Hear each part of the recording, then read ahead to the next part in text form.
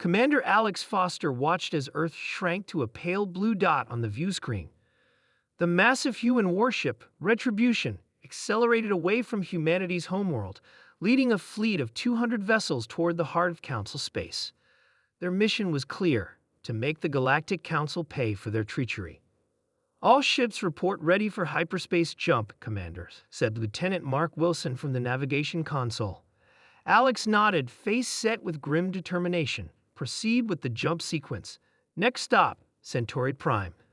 3 months earlier, humanity had been celebrating its 20th year as a member of the Galactic Council. For 2 decades, humans had contributed their unique perspectives and innovations to the galactic community, rapidly advancing their technology through cooperative exchange with the 17 other spacefaring species. Earth had prospered, establishing colonies on dozens of worlds and lifting billions out of poverty. Then came the betrayal. It was Peter Jones, an unassuming diplomatic aide, who discovered the truth. Organizing files for the Earth ambassador, he stumbled upon encrypted communications between Council members. What he found shook humanity to its core. The Council had never intended to welcome humans as equals. Instead, they planned to gradually strip Earth of its resources and technological advancements before relegating humans to servant status.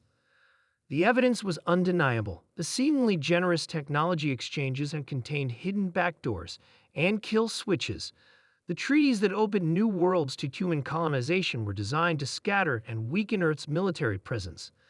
The Council had been systematically positioning humanity for subjugation. "Hyperspace entry in 30 seconds, announced Wilson. "All ships maintaining formation." The fleet that now raced towards Centauri Prime represented humanity's response to this betrayal. In secret, Earth's nations had united to build vessels without Council oversight, developing technologies the aliens didn't know humans possessed. As the ships entered hyperspace, Alex retreated to her private quarters to review the mission parameters once more. The plan wasn't total war. Humans weren't conquerors. Their goal was surgical: to strike at the Council's central command, disable their ability to coordinate against Earth, and force a renegotiation of humanity's place in the galactic community. "Computer, display the Centauri Prime defensive layout," she commanded. The holographic display showed the massive space station where the Council met, orbiting a gas giant. It was well defended, but the Council had grown complacent. They believed their deception remained undetected. They were wrong. 3 days later, the human fleet dropped out of hyperspace just outside Centauri Prime's sensor range. Using stealth technology reverse-engineered from Council designs, but significantly improved upon, the Retribution led a vanguard of 30 ships toward the station, while the rest of the fleet positioned themselves strategically throughout the system. "Stealth systems functioning at optimal levels," reported Security Chief Laura Thompson. "Council ships are maintaining standard patrol patterns. No indication they've detected us." Alex stood before the tactical display. "Commence Phase 1. Throughout the Centauri system, specially designed human probes activated, jamming the quantum communication network that the Council relied upon. Simultaneously, the Vanguard vessels accelerated toward the station, still undetected by Council sensors. Alarms suddenly blared across the bridge. "We've been spotted," said Wilson, fingers flying across his console. "A patrol ship changed course unexpectedly and detected our heat signature." Alex remained calm. "Implement contingency Alpha. All ships. Execute attack pattern Thunderbolt." The human fleet abandoned stealth for speed, racing toward their targets. Council defense vessels scrambled to intercept them, but they were too few and too scattered to mount an effective response. The Retribution led the charge toward the central station. Council ships fired energy weapons that dissipated harmlessly against the human vessel's shields. Shields based on Council technology, but modified in ways the aliens had never considered. "They're hailing us," said Communications Officer John Miller. "Ignore them," Alex replied. "They had 20 years to speak honestly with us." The human ships deployed their primary weapons, not the planet-destroying devices the Council might have expected, but precision instruments designed to target communications, weapons, and propulsion systems without causing mass casualties. On the station, council representatives from 17 species watched in horror as their defenses crumbled. The supposedly primitive humans had outmaneuvered them completely. "We're in position," reported Wilson. "Station defenses are down."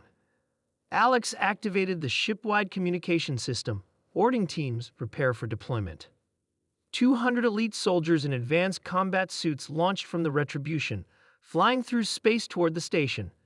They bypassed the remaining defensive measures with ease, entering through maintenance airlocks and service corridors. Within 30 minutes, they had secured the council chamber. Alex transported to the station with a small security detail. As she entered the Grand Council chamber, she found the representatives of 17 alien species surrounded by human soldiers. The aliens' expressions ranged from fear to outrage to grudging respect. The council leader, a tall being with iridescent scales, stepped forward. "Commander Foster, this act of aggression will not stand. The combined forces of 17 species will descend upon your world." Alex smiled coolly. "No, they won't. While we've been talking, human forces have secured every major communication hub in Council space. We've also released evidence of your betrayal to every member world. Your own people are calling for your resignation." She gestured to her soldiers, who activated holographic displays showing protests erupting on multiple Council worlds. "Humanity doesn't want war," Alex continued. "We wanted partnership. You chose deception instead, but we're offering you one last chance at honest diplomacy." She placed a data crystal on the council table. "These are our terms. Earth will remain independent. The backdoors and kill switches in your gifts will be removed, and humanity will have oversight on all future council decisions." The council members exchanged glances. The leader's shoulders slumped slightly. "You've outplayed us," they admitted. "We underestimated humanity's resourcefulness." "That was your first mistake," Alex replied. "Your second was believing we wouldn't fight back."